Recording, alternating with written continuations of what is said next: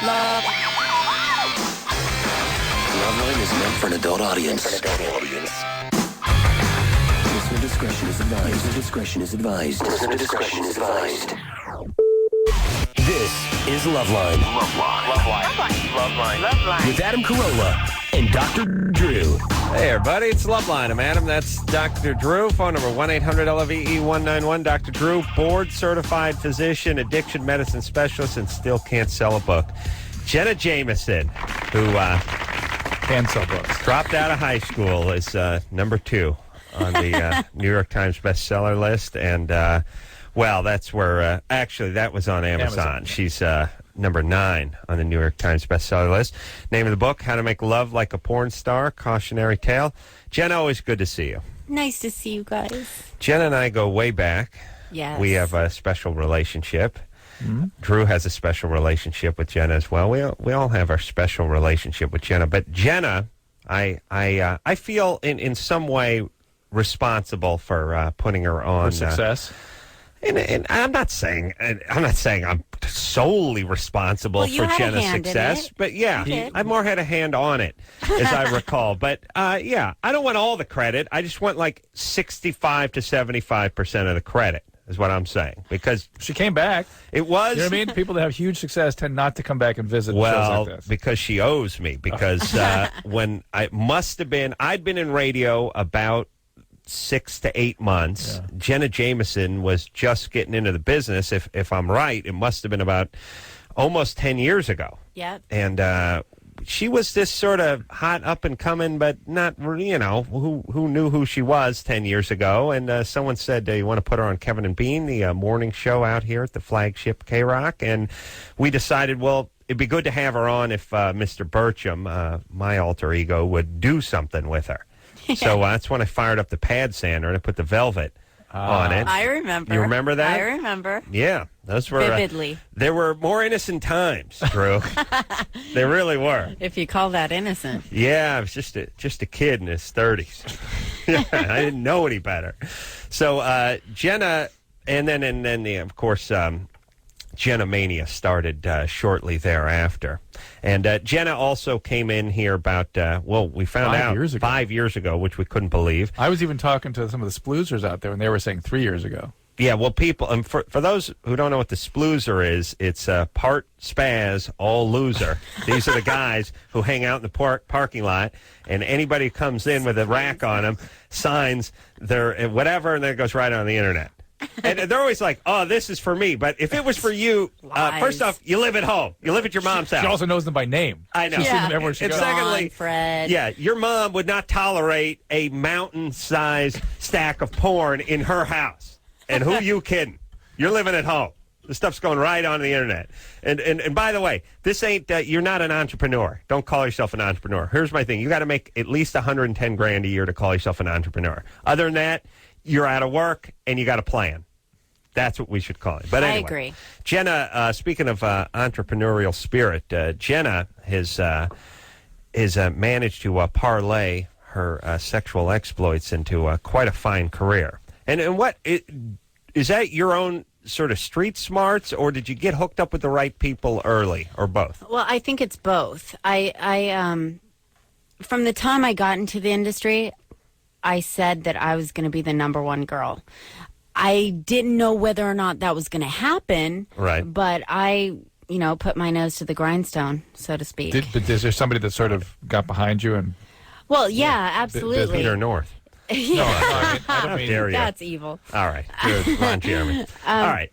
Well, Wicked Pictures. I worked with them for a very long time, and, Joy King was amazing. They pushed me really hard, and with my hard work and their wherewithal, we made it. And it was probably a good time to break into porn because in the past it was just sort of this mill that ground people up and spat them back out onto the street, and nobody had contracts, nobody had a say. The chicks probably get $175, $500 a pop, and then the next one would come along. So this was the time when they could make a star. Yeah, I think Jenna got herself involved and got in, wet her beak, so to speak. That with each product sold, she got a little taste. Yeah. I mean, everything has a sexual connotation to it. The beak wetting, the tasting, the You're nose to the killing me. grindstone. It's all sex. So Jenna, and then you split from Wicked. Right. How long ago was that? That was probably about 4 years ago. And you began your own. Well, you always had your own sort of internet thing going and that sort of thing, right? Once I split from Wicked, that was partially one of the reasons because I thought it was important to be really involved in my website, and I wasn't really allowed that luxury over at Wicked. So I decided to start my website myself and parlayed it into something really big, and then ended up starting my production company, and it worked out really well. What, by the way, if you could get Drew to do a movie, what would that be worth? Do you know what I mean? Like me in a porno? Yeah. I mean, if you were to say A how-to. If you were to say, well, let's just say Dr. Drew, you thought you knew Dr. Drew. You know what I mean? The man behind the stethoscope, a passionate man, and you just go, look, we gave Drew $500,000. Yeah, he talked it over with his wife, and he did a movie. Would you make your money back? Like, what do you think? Absolutely, I'd make my money back. Yeah, you think you would? The offer stands. All right, talk to your wife. And speaking of Drew's wife, by the way, well, show me the money. Yeah, right. Really? Let me explain what happened last time Jenna was on the show, because Drew, I think it's important. Okay. I think it's important that we broach this subject, and it can be painful. But Jenna has, opened herself up in her book, which is quite substantial. I mean, 600 pages. 600 pages. Wow. And Drew looked at it. Drew gave it his seal of approval. Yes, Drew? Absolutely. Last time Jenna was on the show, first off, Drew has a type, and Jenna's it. Yeah? Oh, yeah. Yeah, I mean, right. Jenna's everyone's type, but then you have your type within your type. Everyone loves a beautiful woman, but within the beautiful women, some guys like the auburn-haired ones, some guys like the long, gangly ones. Even though everyone's attractive, this is right in Drew's wheelhouse. Jenna is, and Jenna and Drew, being a man of passion but also a man of medicine, spoke to Jenna. And Jenna was going through some difficulties in her life last time she was on the show. About in the book. She was opening up and confiding in Dr. Drew. Drew opened up his fly to her. No, Drew opened up to her. Drew did what he would do with any person. He's a passionate yet compassionate man. Thank you. And Jenna, I think you were touched. He totally touched. Where'd he touch you? Come on now. No, Jenna was touched that Drew. Well, he didn't judge. He didn't. He was so sweet to me. He focused on his Hippocratic oath, and he extended his hand to Jenna, who was down at the time, and Jenna, I think, repaid him and felt like she owed him a debt of gratitude and sent him some flowers. And nice. Then, Drew, did your wife find the flowers, or did you just have to give them to me, and then I had to give them to my girlfriend? It was the latter. Oh, yeah. Drew could not bring the flowers home. I said, are you kidding me? And then Drew's wife still found out about it and still got mad. Is that true, Drew? She's fine now. She's fine. Oh, yeah. She's fine. 5 years later, she's just I didn't gotten do over it because I was trying to hit on you. I was doing it because I was thanking you. Thank you. Yeah. I thank you for sending them. Everything's fine. We know what the intentions of the flowers were. And my thing with Drew is you got to yank the chain a little on the old lady. You know what I'm saying? Yeah. I think she wants this. No, she's fine. She's fine now. Yeah. It took her 3.5 years to get over Jenna sending you some flowers. No, she's fine. All right. She didn't come in tonight. She's here. She's fine. All right. She understands. All right. Next time I'll just give you a phone call. Oh, no. Oh, you're busted now. No. Send over some ice skates for his daughter. Oh. She would go for that. Okay. All right. So Jenna is going to be, where's she going to be? Tomorrow. At the at Book Soup on Sunset Boulevard. That is 8818 Sunset Boulevard in West Hollywood at 7 o'clock. So 7 p.m. She will be not in the a.m. No, that's one good thing about the life. Yeah.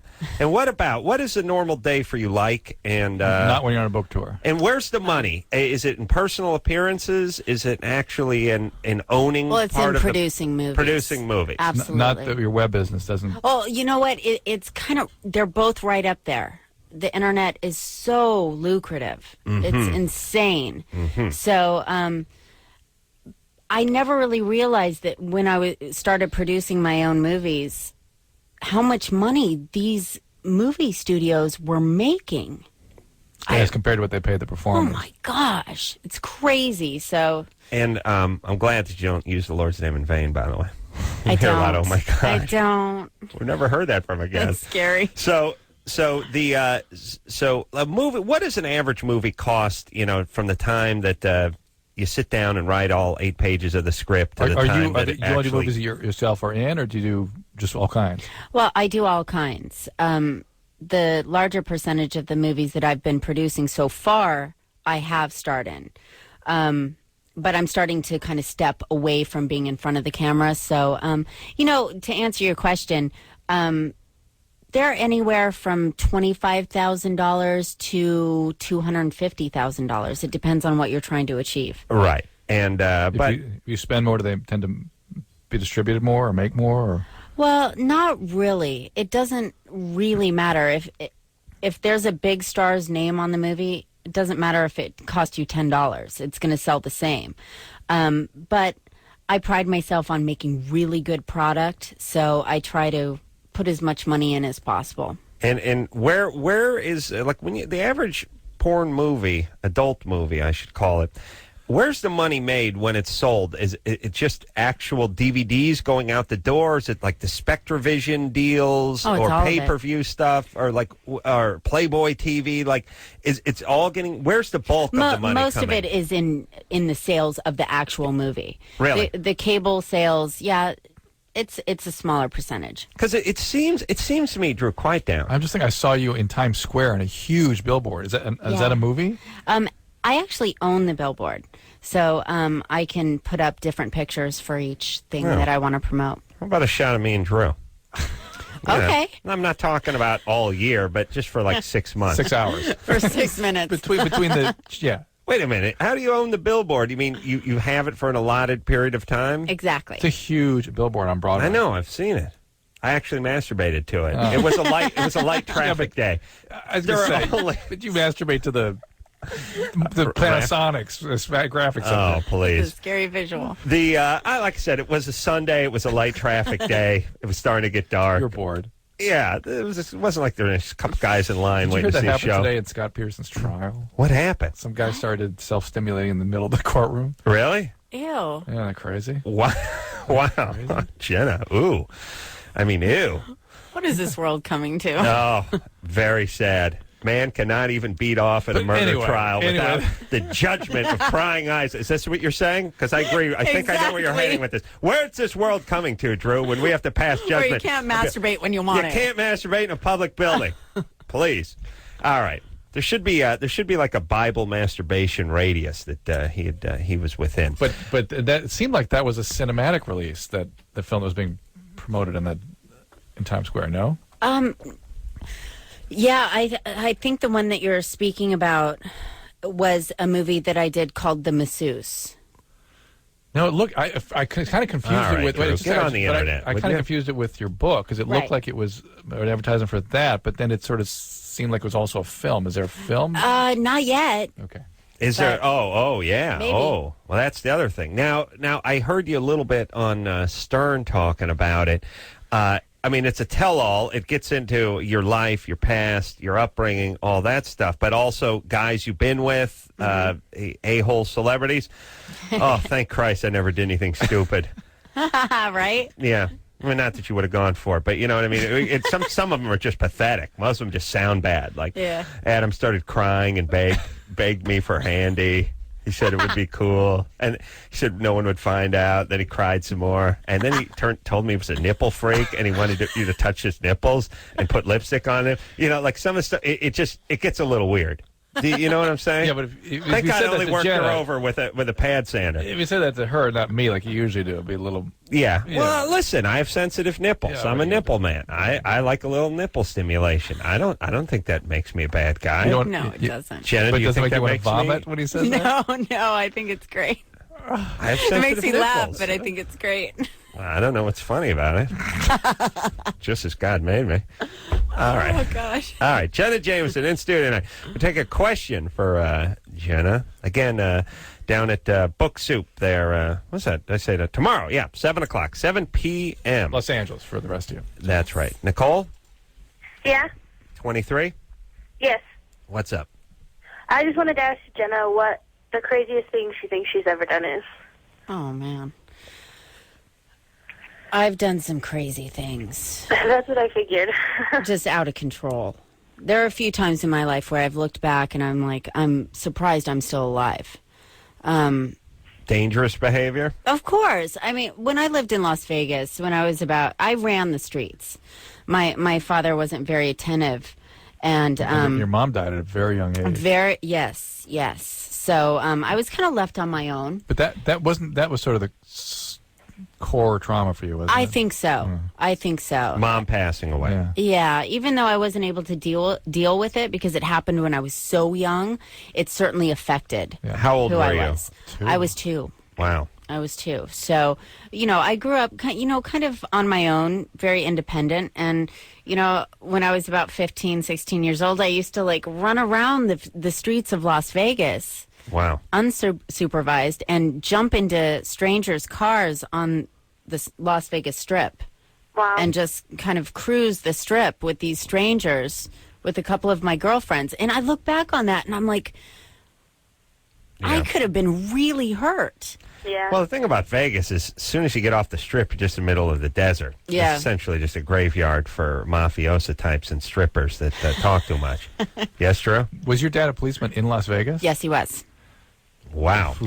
And so... Oh, I remember going to, house parties and, when I was 15, 16 years old and everybody be screaming, oh, the cops are coming. And I'm like, oh, my God, it's my dad, and I'm, vaulting over the back wall, trying to get away because I knew my dad would be there. So... Right.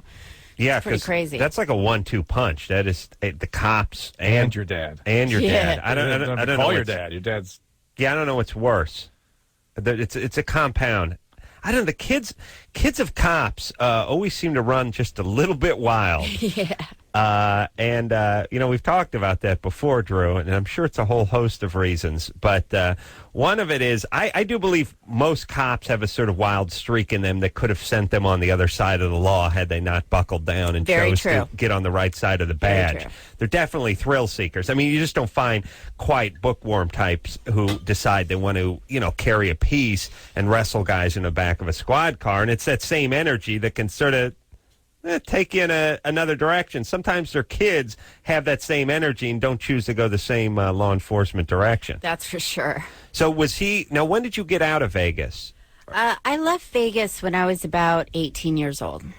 18. And Jimmy Kimmel grew up in Vegas. You run into Kimmel over there? Because he used to say he got all the ladies. I haven't. And it was funny because I see pictures of him in high school playing the clarinet with the funny part in the hair and the thick glasses. And I'm like, really? Oh, yeah. All of them? All the time. Really? Because you're just all knees and elbows. No. All the ladies. So I'm surprised. Wow, you No, dodged I wasn't one of them. Dodged a bullet. Should be another notch in Kimmel's nightstand. I'm there. much too young. Oh, that's what it is. That's true. That's true. All right. So, speaking of age, when do you hang up the diaphragm? Wow, that's a good question. It's powerful. That's why I get the big bucks. Diaphragm. Well, I don't know what you do. Do people still use diaphragms? I do. The Nuva ring. You do. I use a new ring. Jimmy likes it. Says it I doesn't think chafe him. that, well, nowadays women become, more and more beautiful as they get older. So That's right. So I don't think that it's a matter of age. I think that it's a matter of how you've grown as a person. But isn't adult film star is sort of like boxer or other sports or things that's like when you start getting older, you lose that energy. Like you just don't want to beat guys up. You just don't want to F in front of a camera. You don't want to. You don't want to thrill seek. Really? No, not yet. I think it's because I've kept my movies to a minimum. I only do about 1 or 2 a year. So I would think, though, a line in the sand that some people might sort of point to as where they want to stop is when they have kids. Is that Absolutely. that's something in the future for you? That's my line in the sand. So that's when you're going to stop. That's when Absolutely. she's hanging it up. That's Yeah. what my mom said, And Drew. I know, but unfortunately, she didn't stop. And so- No, she's still working. She's in her In she's fact, 71. Things would have been a lot better for you. It ain't pretty. With her locking herself in the bathroom and screaming "freak out." I The don't know. bedroom yelling freak out. I beg your pardon. Smoking weed, yeah. Yes, we all have our crosses to bear, Jenna. Perhaps I should write a Is book. that something near future? distant Yeah, future? I am hoping. You know, I got married last year, and I have a wonderful husband, and it's something that I've looked forward to for quite a while. So I'm hoping that soon. And if you're only doing a movie or so a year, do you get to handpick your co-stars? Well, I only work with my husband. Oh, that's it now. Yeah. Oh, so I've probably seen his penis. Ew. Is he over there? Is he behind you now? No, Oh, okay. he's been behind me. Quite Yeah. All right. But that's now. See, there's one of those things where you know you've arrived. You got to be hot to only work with one dude like your boyfriend, or call the shots. Yeah. 'Cause That's true. If you're skanky, Well, it's not like, just hot. You kind of have to controlling have power. set yourself. Yeah, in hot the helps business. though. Yeah, you got to have some juice, because otherwise it's like, look, I only work with one guy. Oh yeah, well there's a Hungarian soccer team. Now get down there, or you don't get your $80. But if you're Jenna, you're like, nah, I just work with my husband, and he wears a condom on his head like Howie Mandel, and those are the rules. Take it or leave it. All right. He does. That's funny. All right, we will take ourselves a little break. Jenna Jameson is here tonight. The name of the book is How to Make Love Like a Porn Star, Cautionary Tale, a substantial piece of literature that Drew can't bring home. We will take a quick break. We'll be right back after this.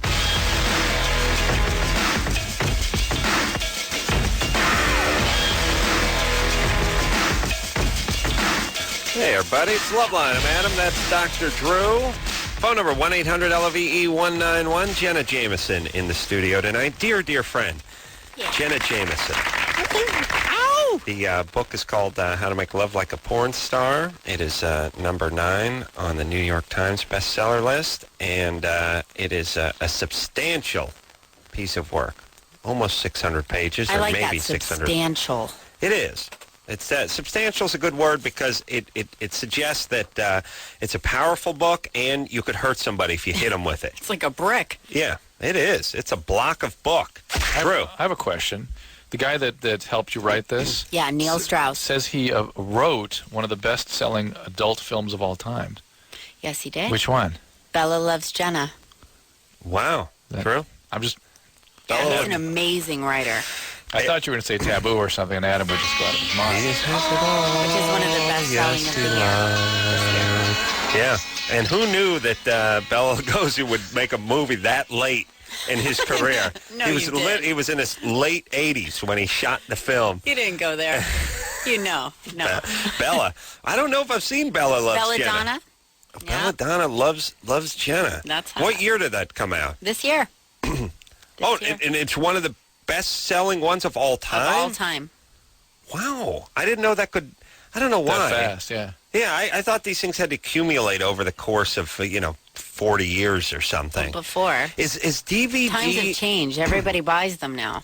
Yeah, so people used to rent them. And by the way, it's how we look back on guys sitting in a theater, sitting in a pussycat theater, and imagine one day when I'm going to have to explain to your kids that, yes, hundreds of men would gather in one theater and all watch communally 3-4 films in a row. They're going to be like, Uncle Adam, I don't understand. Did they have the... No.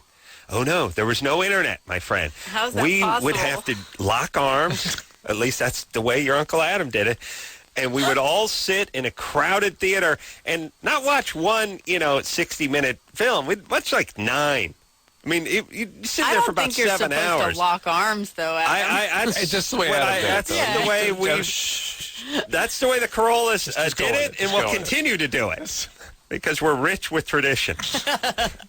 But okay, so the point is so then you go from that. So that sounds bizarre now, like telling, well, wait, you're sitting with a bunch of dudes. What are you supposed to do? Well, you log it all. You get about 9 hours in your brain, and then you hustle home and you beat yourself to a pulp, and it's like, okay, but now.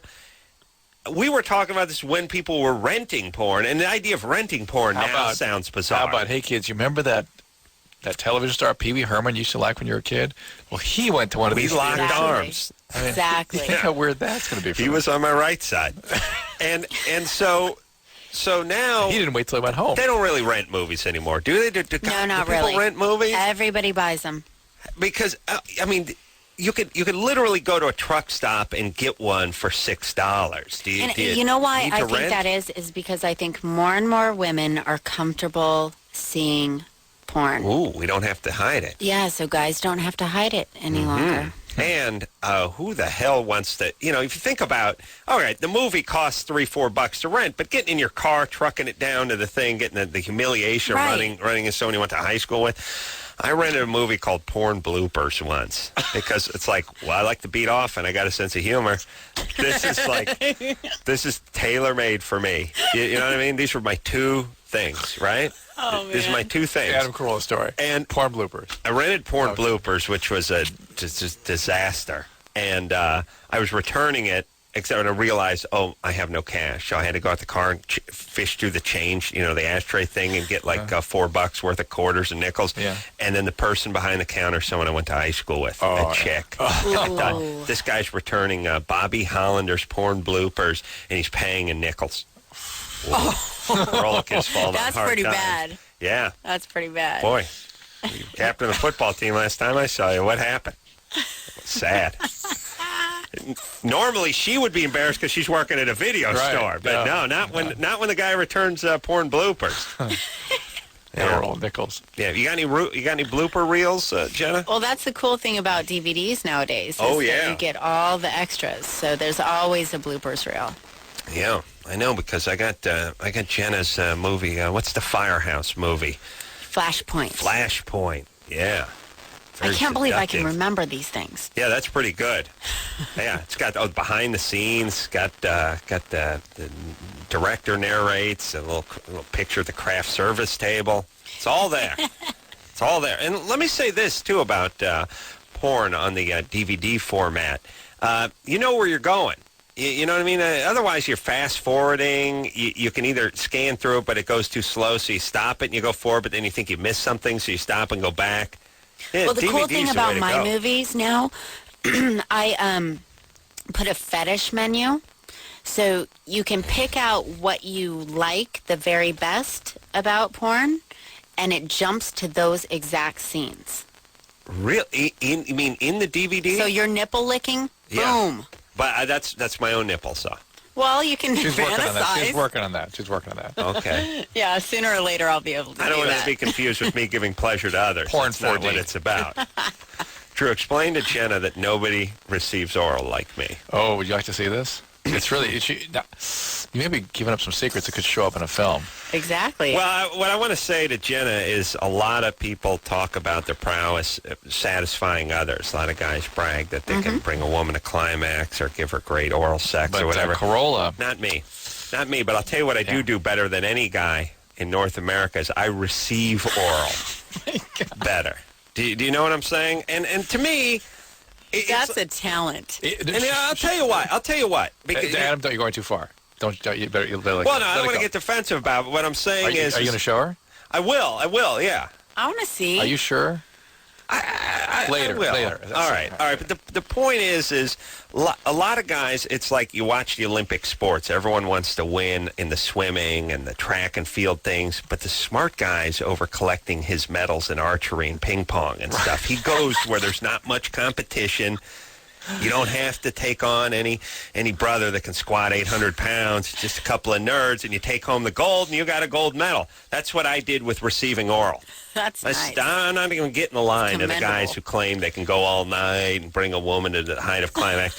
I receive better than anybody, and there's nobody who can take my lay claim to my throne. Drew, do you understand? I'm here to tell you. All right.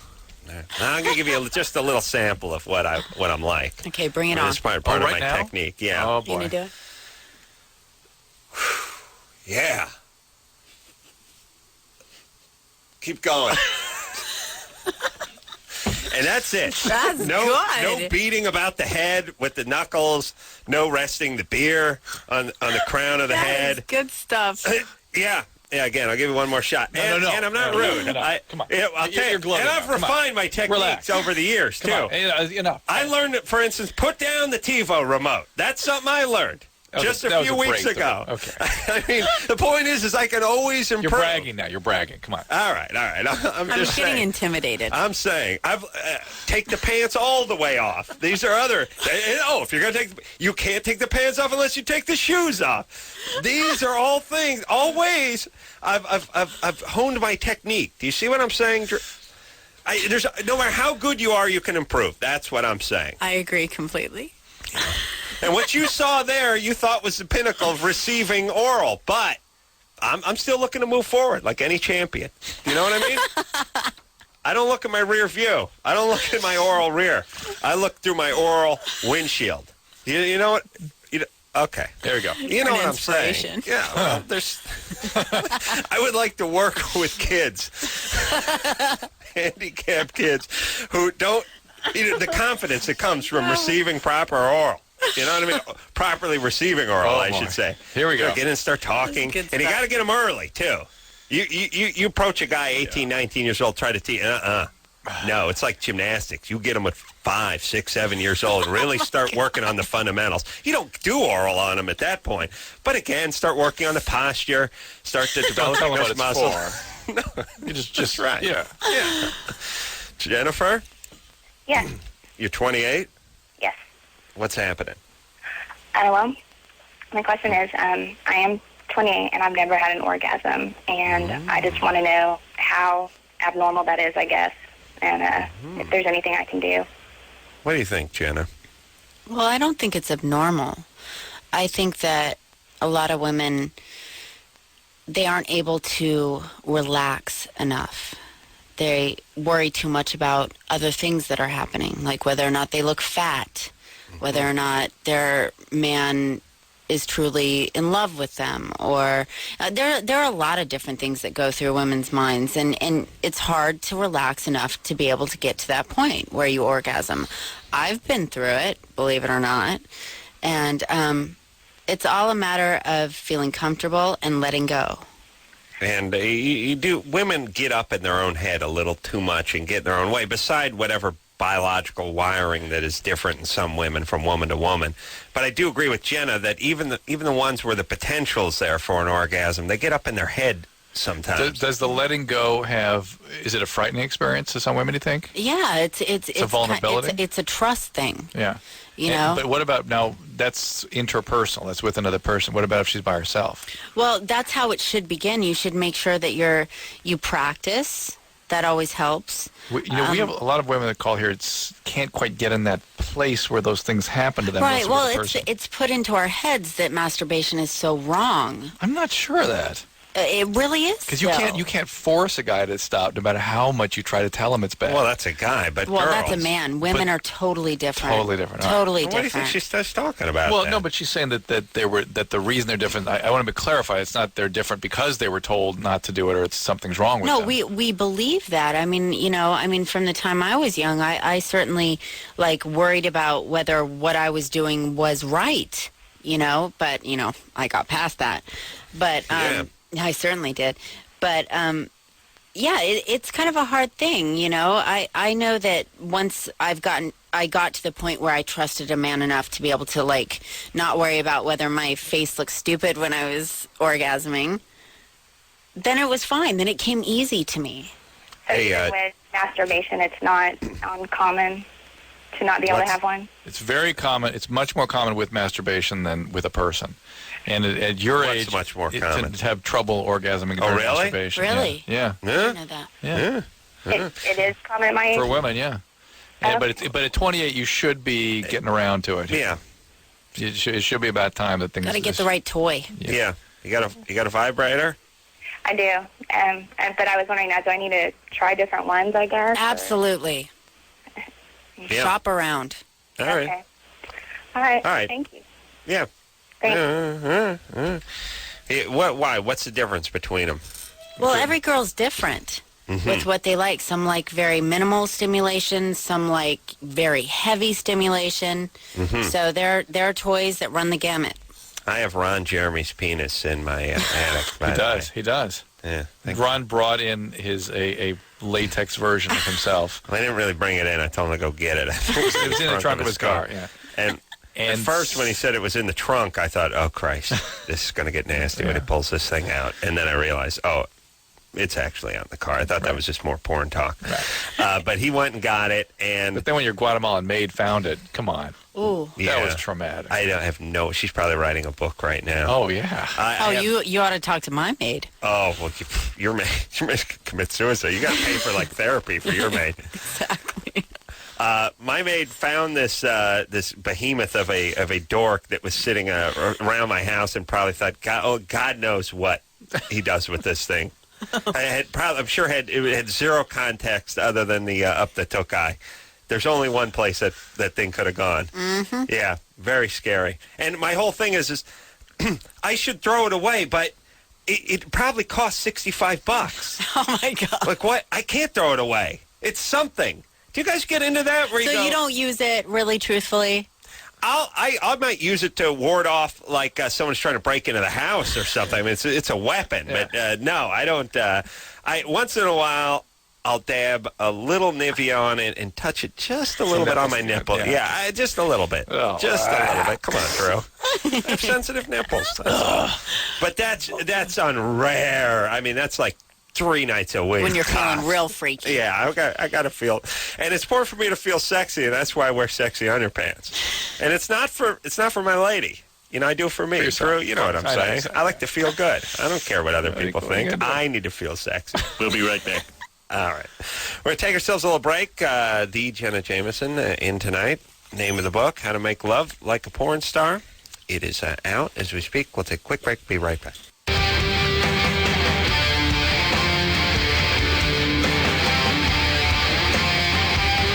Hey, everybody. Loveline. I'm Adam. That's Dr. Drew. Phone number, 1-800-LOVE-191. The Black Eyed Peas in here tomorrow night. Jenna Jameson in here tonight. Always good to see Jenna. And we're kindred spirits because we met, I think, when neither one of us was officially in show business. And I like my nipples played with, too. See that? That's proof positive. Yep, that's right. Separated at birth. Both have we're sensitive people with sensitive nipples. Drew is a man of passion, although has no feeling in his nipples. Strangely enough. Oh, come on. Well, no. Drew fell asleep on an airplane once, and I held a Bic lighter underneath his nipple. Thank God he was wearing his nursing bra. I was able to just carefully peel the Velcro patch back, exposing the nipple. And had it not been for the smell of the burnt hair, I don't think you would have woken up, Drew. No, of course not. A nursing bra. Yeah, when he travels. Listen, old habits die hard. We're traveling. We travel together. I insist. He convinced me to insist I wear it. he thought I would be of a similar proclivity to him, and so he wears his. I wear mine. It's also the kind of thing where I bought it for him. I think for like Christmas, and it's like when your grandmother gets you a sweater, and then she's coming over for Thanksgiving. Yeah, he felt like he had Plus, to wear it. Plus, he's so abusive. And you got to. I got to just so appease him. I do it. Yeah, it's like So we travel, and Drew wears the nursing bra. I told you, you've got to be more empathic with other people. Not everyone experiences things exactly the same way you do. All right. I'm just saying, Drew's nipples are not even hooked up. Yeah, but still, there's nothing attached to them. They're really just coasters that are just stuck onto your chest. I mean it. Does that make me a lesser person? In my book, how dare you? Jenna, bite his nipple and prove once and for all to his wife, to everyone else who's listening. All right. So, but you know why Drew's not a nipple man? Because Drew is a bread and butter man.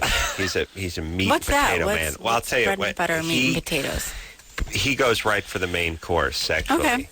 He doesn't like conversation and a nice starter salad and a. You guys know a lot about each other. Drew's passionate. Wow. That I know. Wow. Yeah. You don't want to be on the losing end of his passion. You get on the business end of his passion. That's trouble. All right. I'll keep that in mind. Word of the wise is sufficient. Germany or Florida? It's time to play Germany or Florida. Here's how it goes. all bizarre stories emanate from either Germany or Florida. I think we've got about last 6 in a row. Florida. Didn't you have a few in Florida? Yeah, for a few years I lived in Florida. Florida's become a bizarre place. Very. Yeah, and Germany has always quietly The other and bizarre efficiently been bizarre Yeah. as well. And let's round up all the Jews and put them in an oven. Maybe that should have been a little heads up that they don't do things exactly how we do them over there. Right. I don't know why, we're all over that. All right, they're back on their feet. So, Anna, Hi. time to play Germany or Florida. Yeah, okay. A 60-year-old woman thought her husband was home when she heard a car pull up into her garage.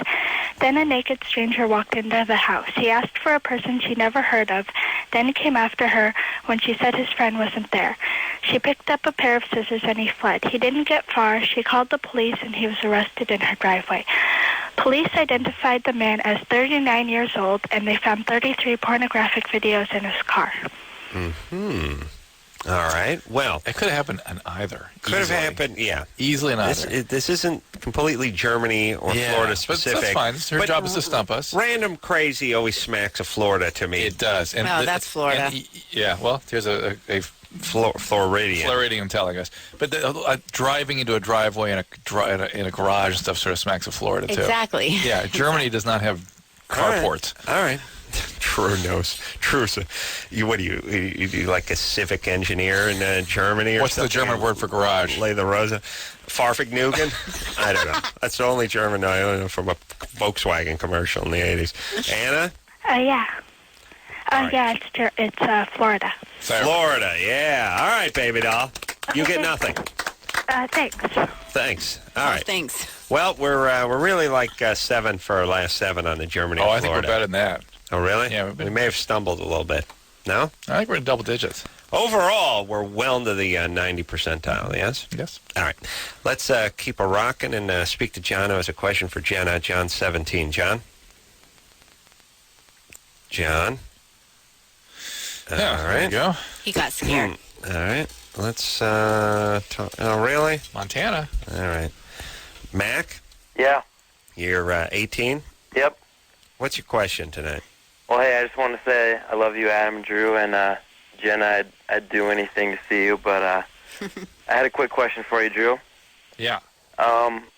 Okay, I play football. I'm a senior on the team, and before all the games, the guys like to masturbate, and they say it really helps them get pumped up for the game. And I was wondering if that, is true. Maybe I could take that up, or... Liar, whore, and you know it. It's a non-question. Yeah. What's Nobody that? does that. No, You I'm don't beat serious, off though. before the big game. Where? You mean at home, and then they show up to the high school? Yeah. No. No, they do. All right. And do you notice the guys who beat off playing any better? Well, I don't know, because they do it all the time, so I was... That's the point. It's not any different than any other day. Well, they said that something about it gets your testosterone going. Well, actually, it's an interesting point. All right, yeah, go. touche. Yeah, what about There it? is a point at which testosterone will climb if a guy is masturbating regularly. If he does too much, it applies the Carolla technique. Your Sensitive testosterone nipples, high levels of circulating estrogen. testosterone starts to fall off. So there's sort of an optimal zone. If they don't masturbate much, testosterone is not as stimulated to be. What is that number? I must know what that it's number different is. for different people. It's not becoming compulsive about it. That's for sure. But it's also not trying to restrict it. What were you saying? I was thinking about masturbation. Were you saying something? All right. Jenna, do flick Drew's nipple. No. Okay. Come on. All right. Don't get him in Treat her trouble, like a Adam. guest too. All right. What do you mean? I wouldn't treat her like a guest. I treat everyone with the same horrible manners same and requests. dignity. Yeah. I mean, Jenna. That's what we love about you, Yeah, Adam. we're thick as thieves. There's I great know. love That's right. between Jenna and I. How All right, dare you you started her career. What are you going to say? try to cast a shadow on what I we know. have I know. and what we've had for many years. I know. 10 years You've I've spoken known of this it little often. girl. I know. All right. Let's keep moving and speak to Sarah, who's 25. Sarah, Hi. what's happening, baby doll? Well, love you, Dr. Drew and Adam and Jenna. Big fan. Thank you. You're welcome. I'm having a problem with obsessive sexual thoughts. I have, and it's getting worse. It's just it's just accelerating. I keep having thoughts of being a submissive. I've had phone sex with strangers. You in a relationship? No. You mean, am I now? Yeah. Well, no. Yes and no. It's strictly sexual. Have you been on pain medicine recently? No. Nothing like that? You're not trying to come off something? No. Why? Because it sounds like it's something's accelerating, trying to manage something with this. It feels a lot of control. Well, what about any other substance? You quit anything, cigarettes or booze or anything? No, I really don't drink. It makes me tired. Right. I smoke weed every once in a while, but... But nothing, you were not trying to stop something. So, all right. No, let's I'm not get back trying to to... this. All right, no. hold on a second. Sarah, hang on, and phone screener Brian, don't hang up on Sarah because we're not done with her. Oh. We're trying to get to the... Easy, baby. See what I mean? Every time you pick up the phone, it doesn't have to be sex talk, you know. Lately, it does. Okay. No bipolar history, Sarah? I've been diagnosed for several years with depression, anxiety, and panic. Right. Did my nipple talk arouse you? All right, we got to It talk. did. Okay, hold on. Now we know she's got a problem. Drew, you better get a medevac unit over there. You're helicopter to nearest psychiatric unit. Jenna Jameson here. Take a quick break. Be right back.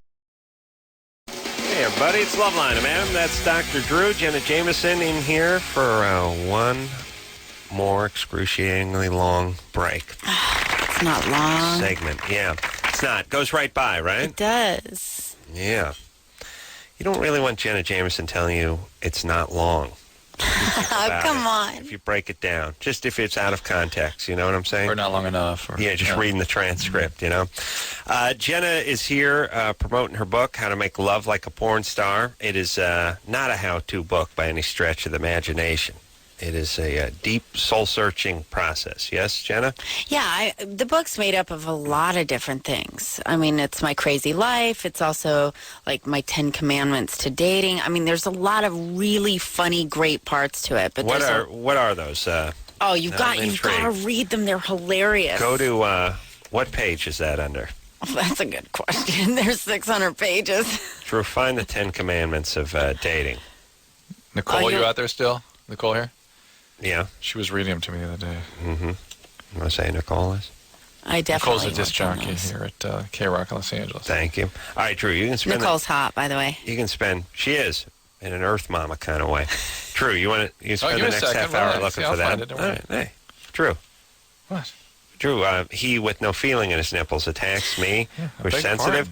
And a nipple is, you know, they say the eyes are a window to the soul. Yeah, nipples. Nipples.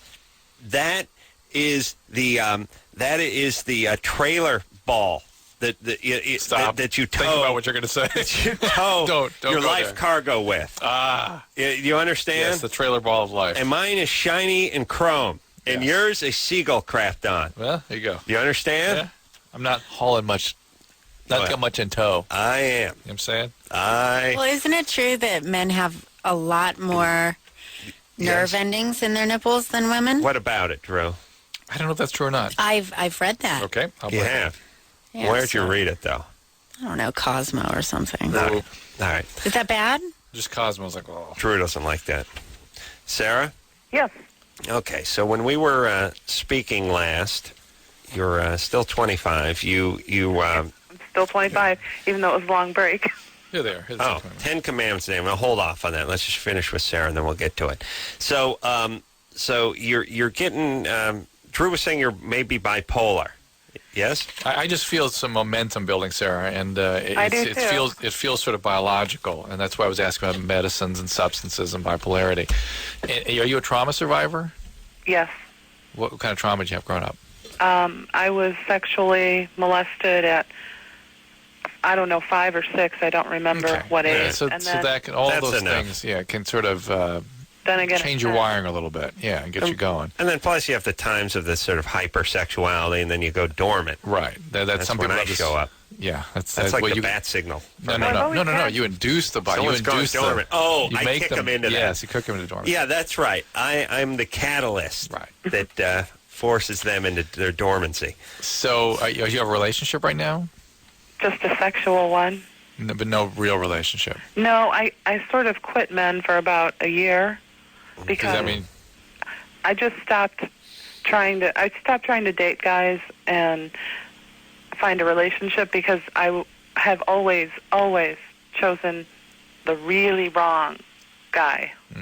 I married the wrong guy, and I've dated him, and so I just thought, All right, Sarah, got the picture. You got to get a little therapy if you I've were had sexually so much abused. therapy.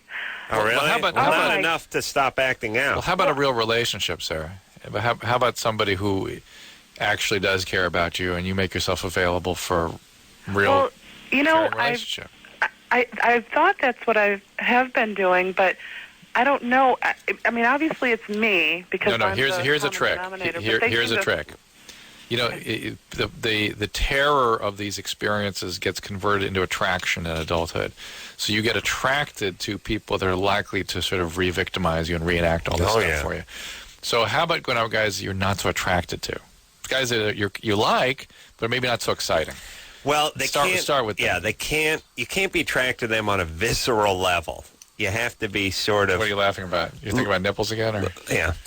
No, you have to be sort of lukewarm on them. Yeah. I tell you why, because it sounds crazy to tell people to stay away from the people they're really attracted to, but it's almost like somebody who has a serious problem with weight. Like, if you really want that food, it's probably not the right one for you. Right. You should be eating something that you're sort of... I'm not a huge fan of beets, but I'll eat them. Yeah. Other than that, it's going to be strudel. And that's what's really going to make the hair on your neck stand up, and you should stay away from it. And I was going to say with Sarah that she's done a lot of therapy, but that's sort of the classroom part of life, and then you have to go out and field test this stuff. So you could be in therapy your whole life and never actually try to have any meaningful relationships, and it's not really going to work. Jenna. Well, you know what? I totally relate to you, obviously. I went through the exact same thing. And there's a lot of wisdom in what you guys are saying because I dated the wrong men consistently. It was a cycle of horrible violence and degradation. And finally, I met a man that I hated. And totally not my type. Did not like anything about him. And then slowly but surely...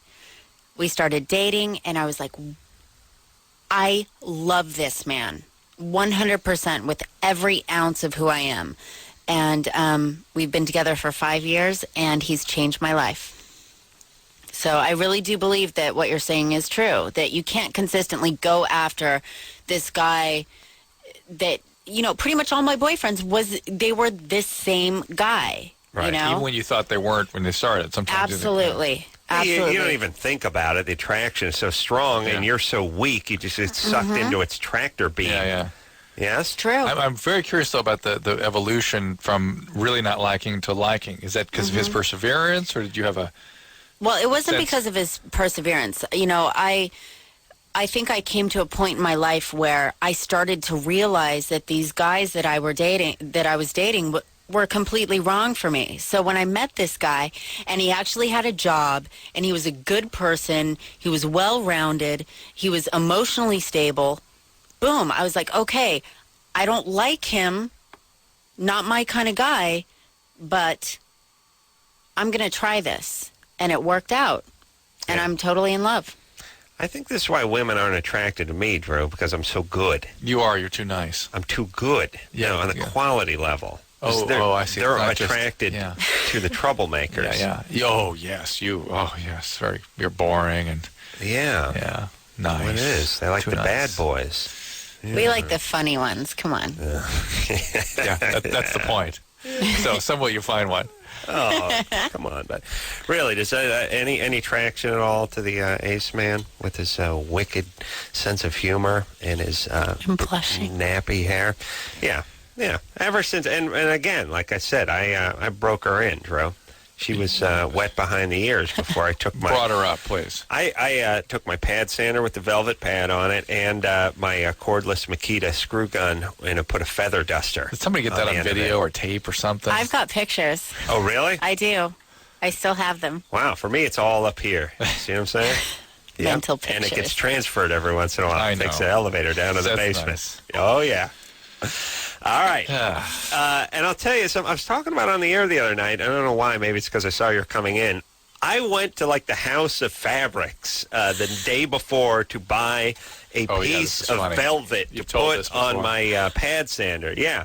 I haven't told Jenna this. And I walked into the House of Fabrics, and I was like, what's the smallest quantity of velvet you sell? And they're like, square yard. And I'm like, oh, all right. Well, I guess I'll just take that. And they were like, yeah, what are you doing with it, buddy? The chick was busting my balls, and it was funny. Yeah, it was like, I could be making a teddy bear for my retarded cousin. What do you mean? And she's like, she could tell. She could tell. Yeah, when guys go into the fabric store and start wanting to talk about very small quantities of velvet, they're like, all right, buddy, what are you doing?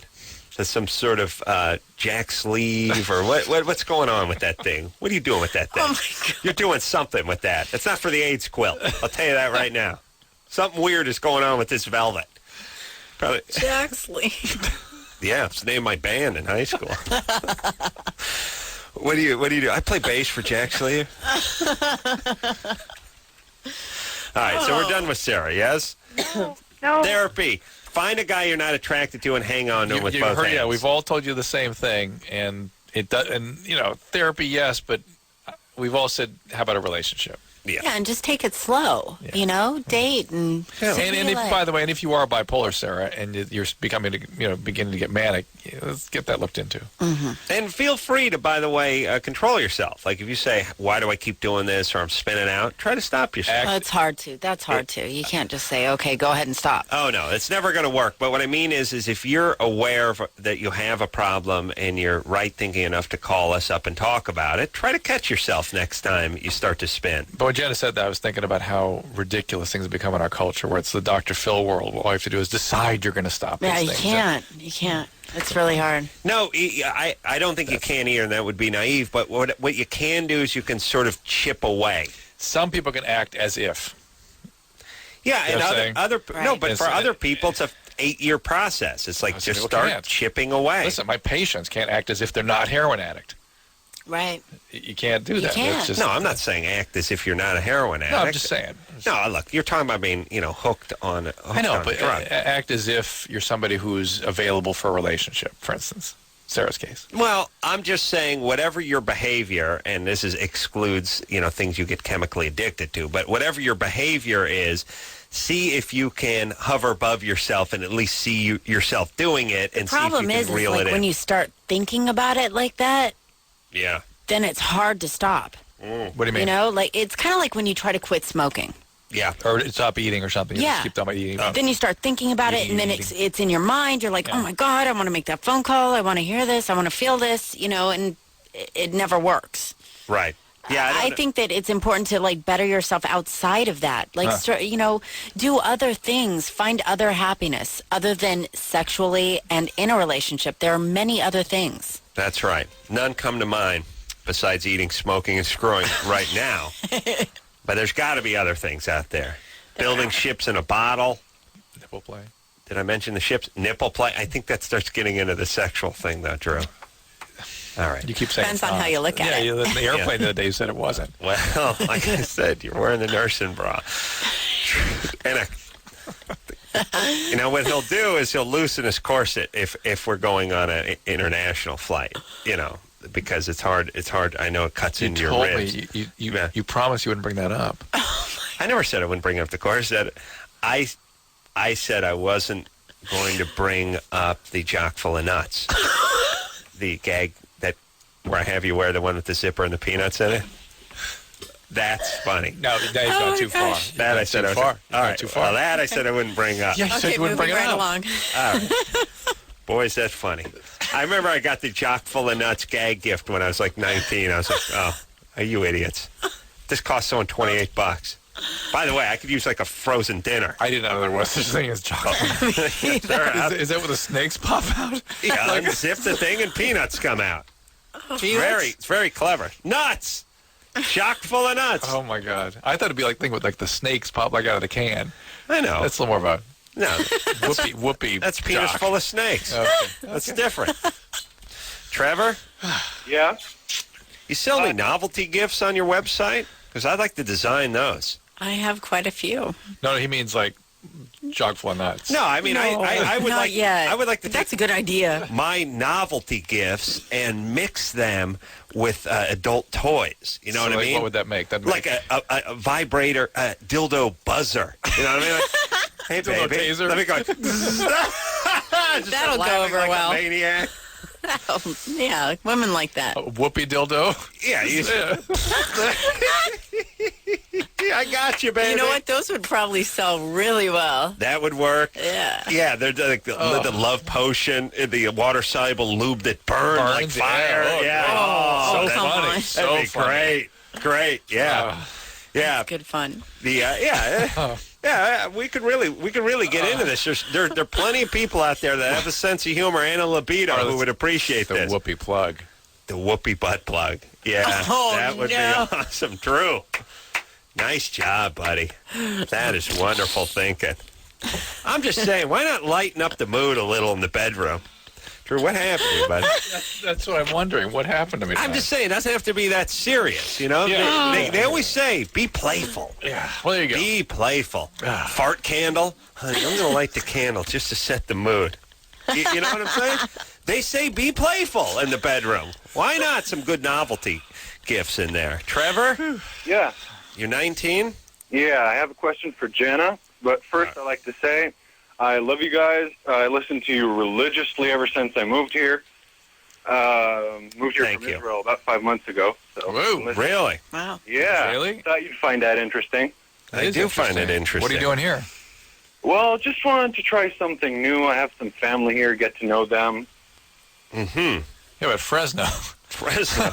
Oh, yeah, I know. It's a breeding ground for white trash, and it's the first thing I noticed. Hate this place. How did you know what white trash is? I don't know. They must pick Oh, us up we on get the American internet. TV. Okay. All right. So Trevor, you moved. Were you born in Israel? No, I was actually born in Southern California, but I moved when I was 2 years old. Mm-hmm. Because your parents were like, you could probably get shot or stabbed in SoCal, but you're not going to get blown up. Come on, sweetie, let's be realistic. We got to move to a place where you're going to get blown up. Fantastic. Thanks, Mom. Thanks, Dad. And so you moved to Israel, and what made you get out of Israel? Well, basically, they didn't want me in the Army. Oh, they didn't? What? Your parents didn't want you in the Army, or the Army didn't want you? The Army didn't want me in the Army. Why? I smoke weed. Oh, really? How can you get a lot of weed? Can you get weed in Israel? Oh, yeah, sure. We have pretty good hash coming in every once in a Oh, while. I would imagine, yeah, good hash. So I don't understand. So why doesn't everyone that doesn't want to serve smoke pot? Right. Because they're afraid to get in trouble with the police. Mm-hmm. And you just smoke pot and leave the country? Oh, well, I already got in trouble with the police. So I didn't care if the Army knew or not.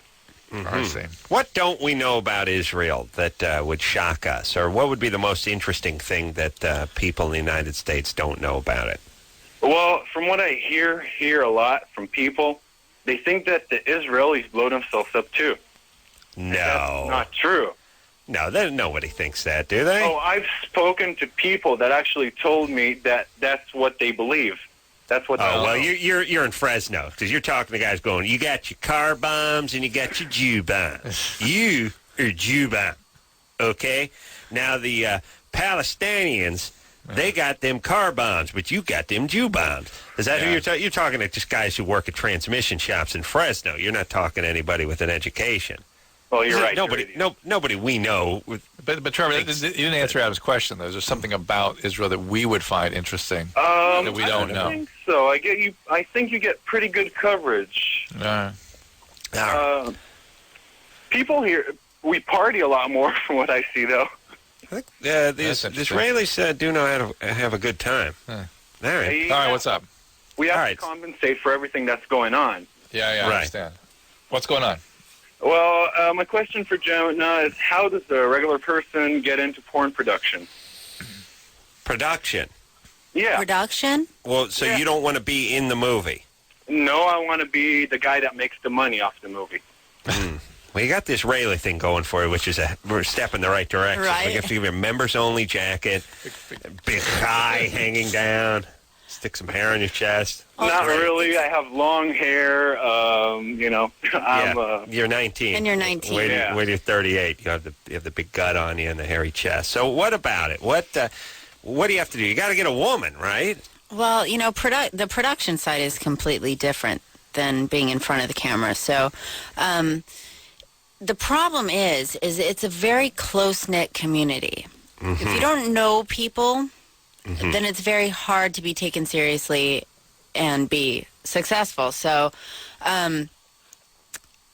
my advice would be to start working as like a camera tech, as a grip, learn the ropes, because it's not as easy as everybody thinks. So it's like really any other media venture, absolutely. because it's the same an thing. apprenticeship. You don't call Donald Trump and go, whoa, how do I be a mogul? Yeah. It's like you just get in. Well, same and thing start with working. television production. You get in there, hustle. And Yeah. Now, Same thing. I do know this from being on the set of a porn and seeing guys around. If you want to do the tech or the grip stuff, you have to have cutoffs. You got to wear a raincoat. Creepy jean cutoffs. And you have that duct tape hanging off your thing, and it's great. But that is the uniform of the porn grip is the cut off denim jeans. I don't know. It seemed to have gone out, and over every other circle's phased out the cutoffs, but not in porn. Not in porn. And has there ever been like a grip or a tech or one of these guys that's creeped you out on the set? I'm sure all of them there was every a guy. time. There was a guy that was a lighting grip. And he would come to work in female clothing. And, Maybe to each his own. That's all good, but don't subject me to it. It was very strange, and he was a very heavy-set guy. And he'd bend over and he'd have these satin G-strings on. And wow. Yeah, it was a little bit awkward. Nursing bra? Yeah. Wow. I guess if you're showing up to the porn set, you figure, well, I'm just going to... Everybody will accept me, but you know what? Flag fly here. I mean, who's going to kick me off this set? It was very strange. Yeah. And then he wanted us to start calling him Nancy, and it was weird. It must have been a great conversation between, like, him and the director. Like, listen, Bob, we're shooting a very important triple anal scene here. We're going to need you to have a little dignity and decorum here. Could you go ahead and put some trousers on, for Christ's sake? Shaved at least.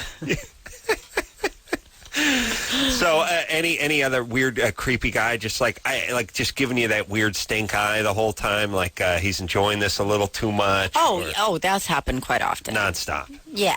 But I mean, usually they're really respectful. They'll take you aside afterwards and go, "Oh my God, that was amazing." Which is cool. Oh, yeah. But I'm lucky that people in the industry have always treated me with respect because I've demanded it.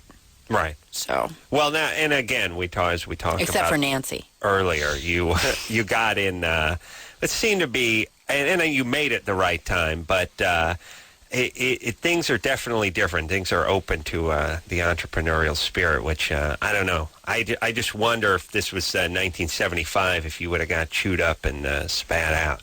I don't think so. All right. Not if I had the right frame of mind like I do now, All right. Well, the point is you're laughing all the way to the bank. That's right. God bless you. Look at the... God bless you. They're amazing. What are we looking at? What's on her wrists and fingers. Nice rat. Oh, yeah. What is that? Is that real? Yeah. Wow. Oh my. What? Oh my. My God. How many carats is that? What is that thing? Canary diamond. Don't ever. If you wear that in front of my wife. That's what all guys say. They're like, please don't show my wife. You put your hands in your pockets. You keep them there. Wow. It won't fit. What is that thing? Bring that all up here. It's a 13-carat canary. Oh my God. Is that emeralds around the watch? No, it's just the light hitting. It's a... Oh, I gotta check. It's a Bulgari. Wow. This is my wedding present from my husband. I got a cell phone. You seen it? I gave my wife a mixer. Yeah. You gave her now one of the powered ones or just a swizzle stick? Power. Wow, oh, that is come on, nice. you guys. You're well off. 13 carat. No, I'm literally a millionaire. Literally. Yeah. And so is Drew. Drew, you're literally you a are. millionaire. Literally. Yeah, literally. All right. That is it for the Jenna Jameson reign on this show. God bless you, sweetie Thank pea. you. Always a delight. Always good to see you. I'm so glad to be here. Will you come back anytime? I will. All right. The name of the book is How to Make Love Like a Porn Star, Cautionary Tale. We'll, again, going to be at Book Soup, 7 o'clock tomorrow out here in Los Angeles, West L.A., right? On Sunset? Yeah, it's on Sunset. All right. We will take ourselves a little break. We'll be right back after this.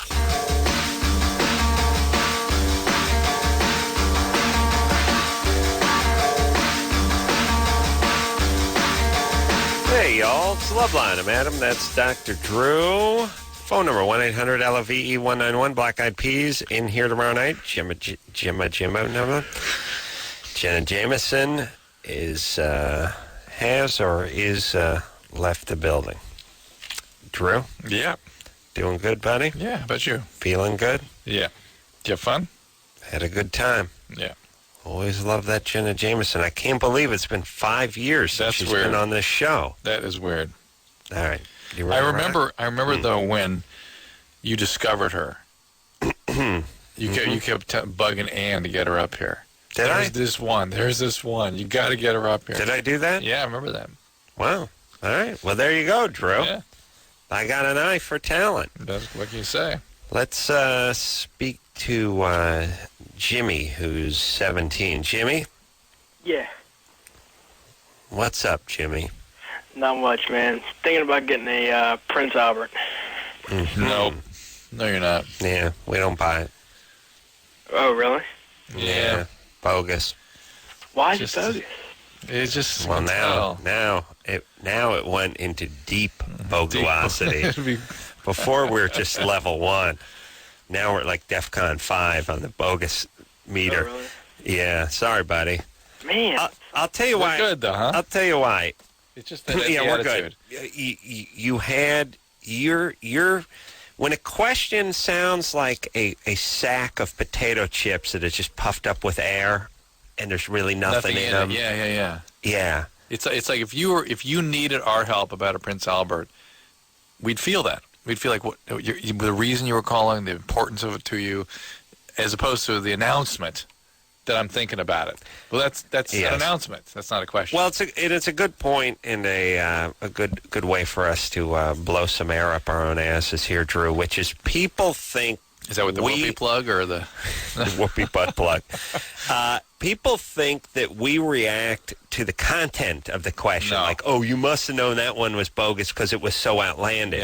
Yeah. The reality is most our bogus calls are on sort of mundane questions. Yeah, which is a smart strategy, by the way.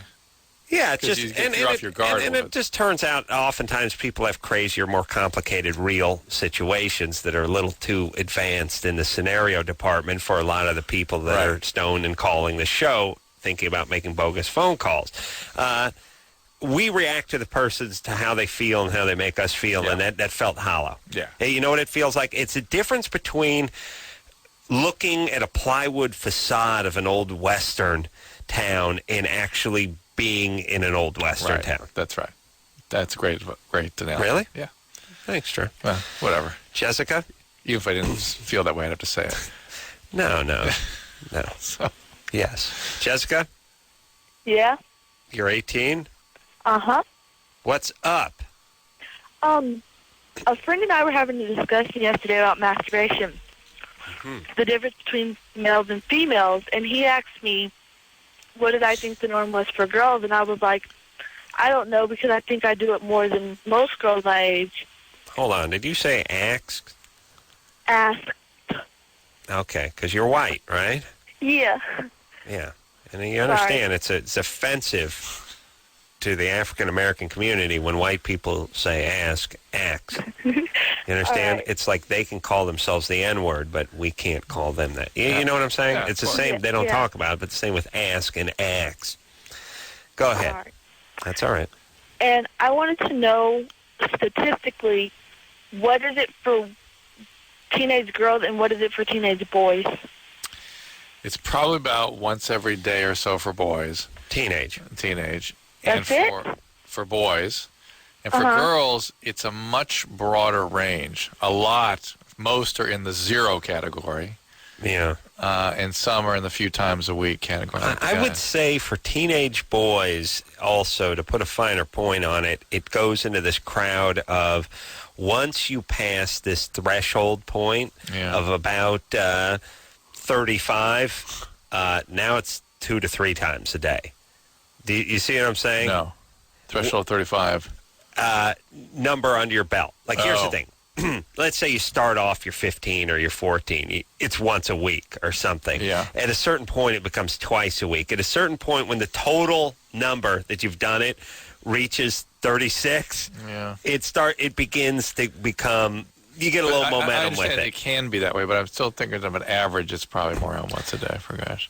Yeah, average once a day, because you factor in the people that just got started. Right. When the guy becomes seasoned, look out. And I wonder, Drew, if the access to the internet, the pornography, and all that stuff has cranked up the notch, notched it up a little. What happened to you? Oh, look.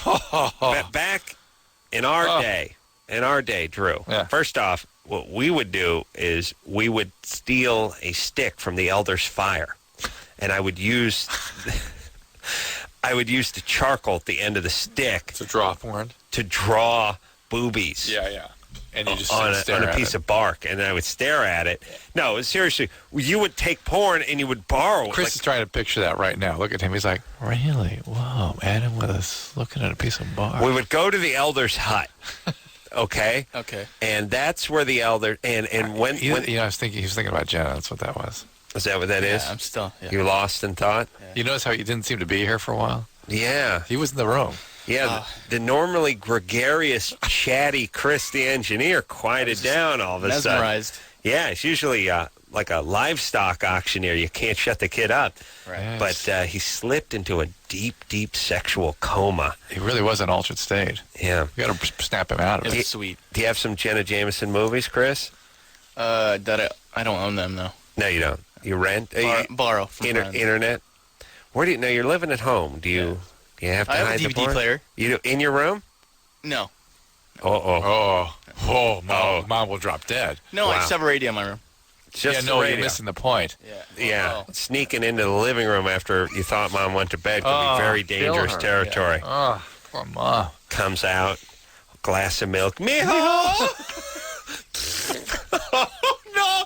Oh, Mijo Santa Maria! Chris's mom's not even Mexican. Oh, no, wait, she is, right? What is she? Half. Yeah. What is she, though? What's the mom? She's half? Her mom? No, who's the Mexican in your family? mom. Yeah, my mom's half Italian, your half Mexican. Yeah. Oh, yeah, good. That's a heart attack right there. Mijo, I made you some...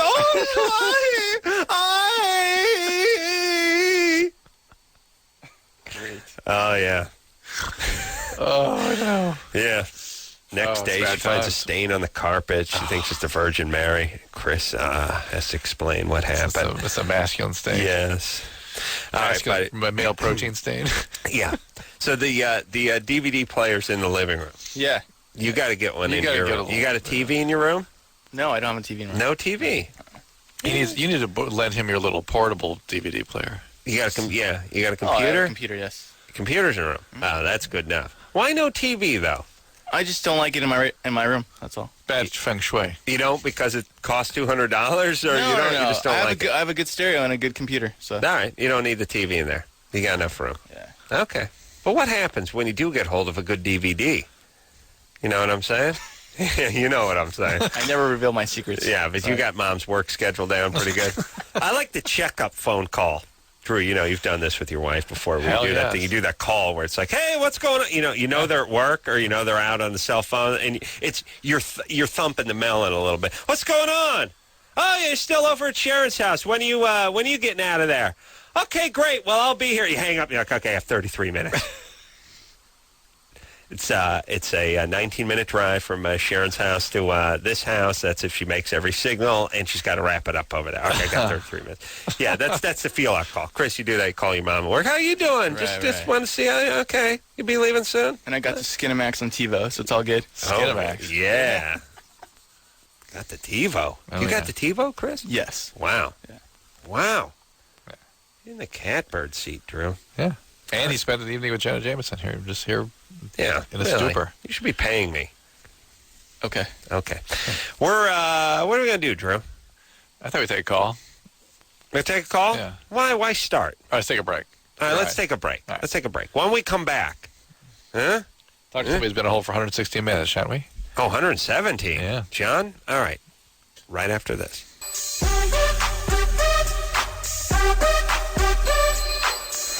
Hey, yo. Loveline. I'm Adam. That's Dr. Drew. Forget about that phone number. We don't need your calls. We're lucky to get to the ones we have here, right, Drew? Yeah. Yeah. Engineer Chris, smitten with Jenna Jameson. Speechless. A man of few words normally. Look, he's really... There's nothing left of him. Yeah, poor Chris. He's a shell of a person. Yeah, there's nothing left. You all right, buddy? I'm speechless, yes. Really? Wow. And were you a fan of hers before this? Yeah. She's, yeah. now, let me ask you. What's going to happen to Chris tonight? What's going to happen to him? What's going to happen to little Chris? That's a real question. That's what I'm saying. He may pull that thing off. Have to get Dr. Alter in here to reattach it. Nice. Dr. Alter's phone ringing at 4 in the morning. What? What's the problem? Yeah, Alter. It's Adam from Loveline. We got a problem. Yeah, remember Engineer Chris? Yeah. Pull this dork off. What, is he at home? No, actually, it was on the way home. He was in his car. He didn't know what to do. He's by the side of the tent. He's got it sitting in milk. Thank Christ he was drinking milk. All right. Let's keep going. Drew, no reading the book while we're doing a show. You're going to read that book, though. You can bring it home? Your wife going to let you bring it home? Maybe? Maybe. No, you're not going to chance No, it. I'm thinking more about the kids and stuff. Oh, yeah. You don't want You don't want them seeing it? It's got a little naughty. heavy stuff in here. Got some pictures? Yeah, and It's time they learn. Time they know what Daddy really does and really thinks about. You know what I mean? All right. So not so much the wife, but the kids. No, yeah, not Susan. I just think you can hide stuff from the kids. They get into stuff. Think about that. What, me? If you Well, were loose in my house at age 12. Let me explain a couple of things. Your house, I could find anything in my house because my house was the size of one of those cat litter boxes with the roof on it. Yes. It was marginally smaller than that. As a matter of fact, cats used to just crap in our house. They thought, well, it's got They had their head sticking out while they crapped in there. I would come home from school, there'd be a cat's head sticking out the window of the house while it was making. Had that great look on it. You know, that's like, hey, I'm taking a dump. Like, hey, that's not that's not a cat house. That's I live there. Got it. Yeah, so I could find porn because or whatever. The house could only hold like 2 Playboys. Yeah. And your place though, you got like 6,000 square feet. I mean, you got plenty of place to hide the porn there. Even so, I got 3 kids running around there. What do you think? They come into the bedroom. They get in everything. They look through the closet. They have, but I know that stage has got to come. Right? No, yeah. Here's what happens. I'll tell you why. I'll tell you what happens. It starts innocently enough, which is around Christmas. They want to find out what their gifts are. Right. And they reach up, and there's a box on top, and they pull, and all of a sudden, an avalanche of vibrators crushes them. That's right. And that's when reality sets in. Yeah. Yes? Yes. So, anyway. All right. John? Yeah. You're 25? Yes, I am. You've been on hold for 124 minutes and 44 seconds. It's got to be some kind of it's record. It's been pretty long. I've actually got a buddy that's going out of town that I'm supposed to be hanging out with right now, or at least, sorry, brother. We're going to apologize to your buddy for us. We're going to do what we can for you. Thanks for getting to my call, though. I appreciate it. I've been a long time listening. Sean, you're our favorite caller of all time. Yeah. 2 hours on hold, and he's thanking us. All right. So by the way, is that not the difference between a hostile person and a good person? Yes. You know what I'm saying? Yes, or a pathetic person. No. John. Yeah. So you have the urge to pee after masturbation. Yeah. Kind of a weird question. Ironic, too, seeing as how Jenna was on tonight. Yeah. And but nothing comes out after. Right. Because, it's only happened to me, twice. The first time I drank a lot of beer that night, and after I got home, I masturbated, and, even after that, I relieved myself, I urinated, and, even after I urinated, it still felt like I had to urinate. Well, that urgency to pee is all a function of irritation of your urethra. and then sometimes the prostate. But the whole outflow tract can become irritated, either from masturbation or sometimes even from the semen itself coming down. And usually it passes, that kind of irritation passes in an hour or two by itself. True. Yeah, that's what it seemed like. But it's only happened to me twice, and both times it was when I drank a lot of, diuretics, pretty much. A lot of what? Diuretics. Diuretics. Diuretics, yeah. You mean things, not diuretics. You mean fluids. He means like coffee. Much, yeah. No, he means coffee and alcohol. Beer, and coffee and water, as a matter of fact. Yeah. All right, well, coffee is a diuretic. Beer is just fluid, and beer, alcohol's not considered a diuretic. No, it isn't. No, but yet it has some of the same effects, doesn't it? It just makes you pee because you're drinking so much volume. Well, now hold on a second there, Wiseacre. By the way, the alcohol also irritates the urethra tract. It does. Yes, the outflow tract can be irritated by alcohol. So okay, let me just get this straight. Yeah, caffeine diuretic. Yeah, yes? Slight, mild. A diuretic is a diuretic. Is that what you're saying? It's stimulating your body to unload fluids above physiological levels. Right. You wouldn't normally have to urinate, right. But now you have to urinate. It's not just unloading the volume you put in. Above and beyond that volume, there's more going out than going in. Right. So caffeine will do that. Caffeine, diet soda, coffee, that kind of stuff. Slightly. But they do talk about people drink like a lot of diet soda, get rid of a lot. They make too much out of it. Yeah. Okay. And then I thought alcohol had the same effect. No, it's pure volume. Just pure volume. No diuretic at all. So you're just drinking beer, you're just peeing as much as you take in.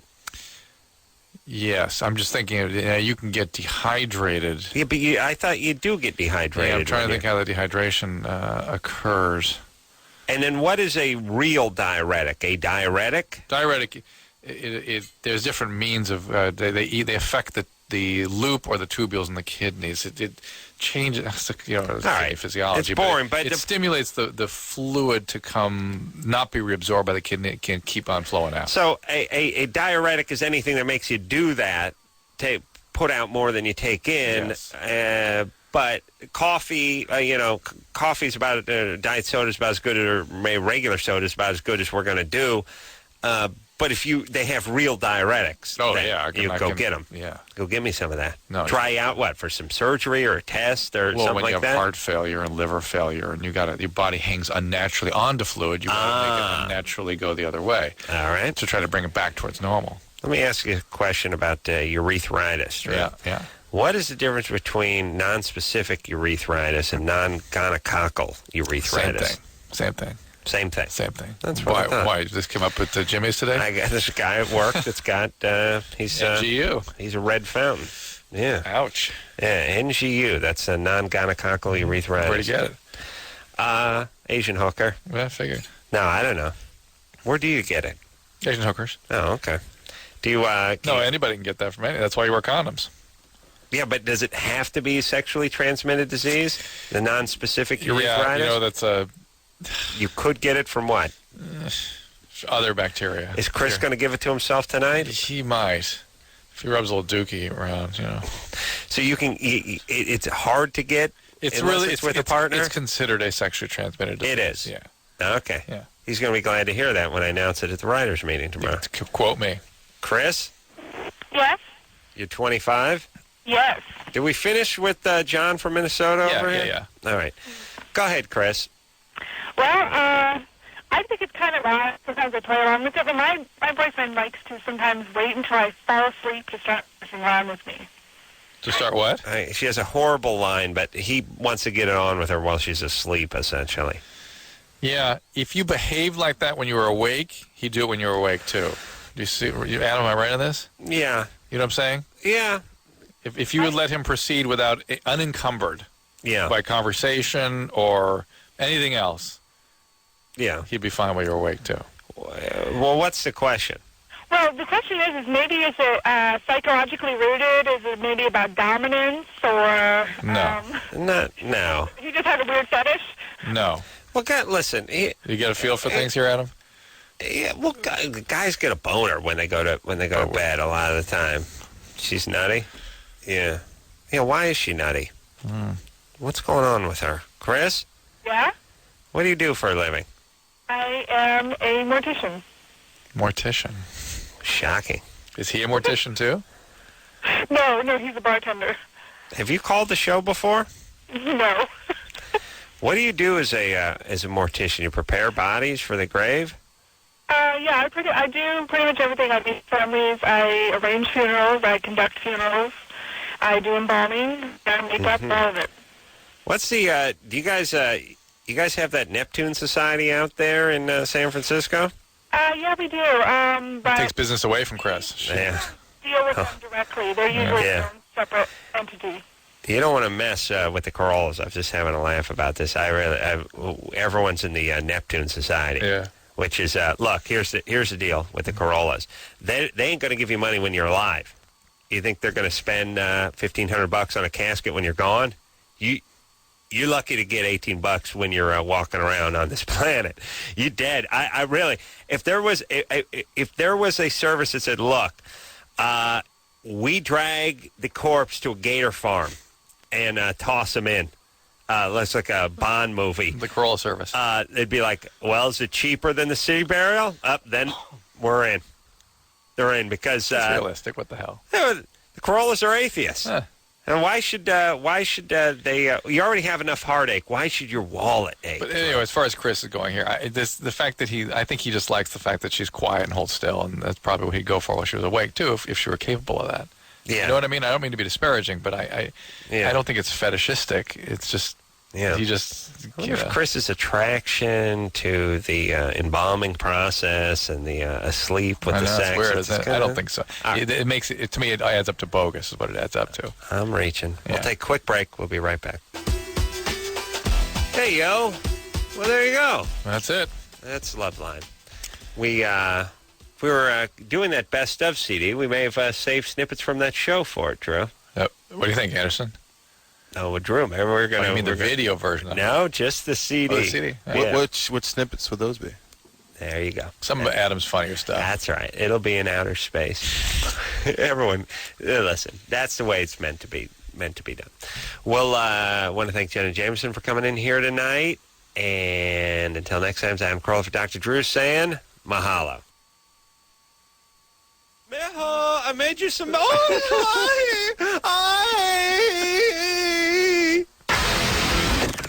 This has been Loveline.